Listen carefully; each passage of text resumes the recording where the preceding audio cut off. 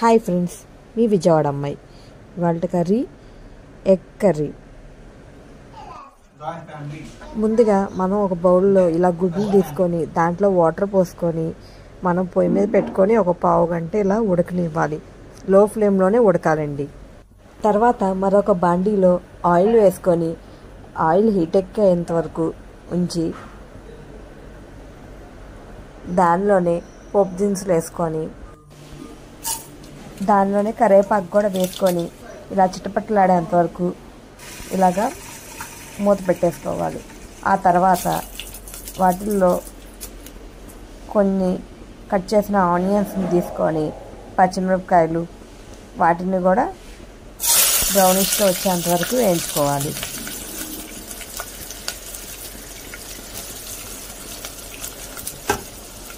మనం ఇలా వేయించుకునేటప్పుడు ఇలా కలుపుకుంటూ ఉండాలి.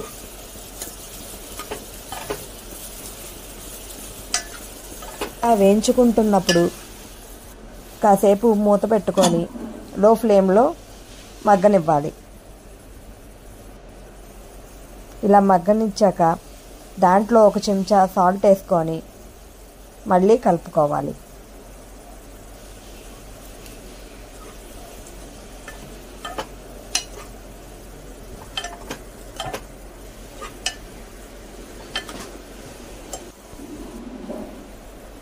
ఇలా కలిపిన దాంట్లో మనం కొంచెం అల్లం వెల్లుల్లి పేస్ట్ దాంట్లోని పసుపు వేసుకొని మిక్సీ చేసుకొని ఆ పేస్ట్ అనేది మనం ఆనియన్స్ దాంట్లో వేసుకొని ఇలాగా మనం ఫ్రై చేసుకోవాలి.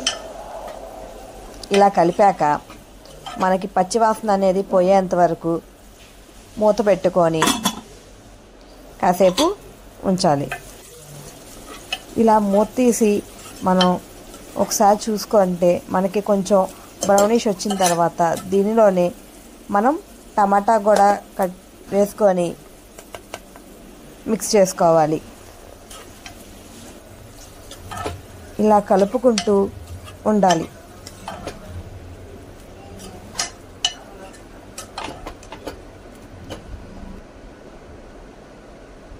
మరో పక్కన గుడ్లని పక్కన పెట్టుకొని చల్లార్చాలి.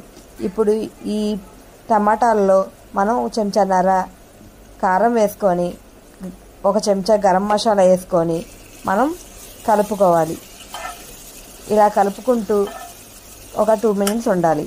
మరో పక్కన గుడ్లని తొక్క తీసి ఇలాగా మనం పక్కన పెట్టుకోవాలి. మరొక పక్కన బాండీలో ఆల్రెడీ మనకి ఆనియన్స్ ఉడుకుతూ ఉన్నాయి. దానిలోనే మనం ఇలా తిప్పుకొని కొద్దిగా వాటర్ పోసుకోవాలి. చూపించిన విధంగా వాటర్ పోసుకుంటూ మనం కలుపుకొని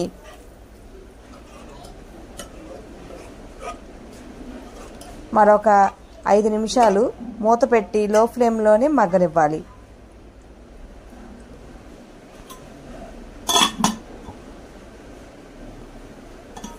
చూసారు కదా, మనకి ఆయిల్ అనేది బయటికి కనపడుతుంది. దీనిలోనే మనం ఆల్రెడీ ఉడికించిన గుడ్లు ఉన్నాయి కదండి, తొక్క తీసుకొని వాటిని కూడా వీటిల్లో వేసేసుకొని మనం కలుపుకోవాలి. ఇలా కలుపుకొని ఒక 5 నిమిషాలు లో ఫ్లేమ్లోనే మూత పెట్టుకొని మగ్గనివ్వాలి.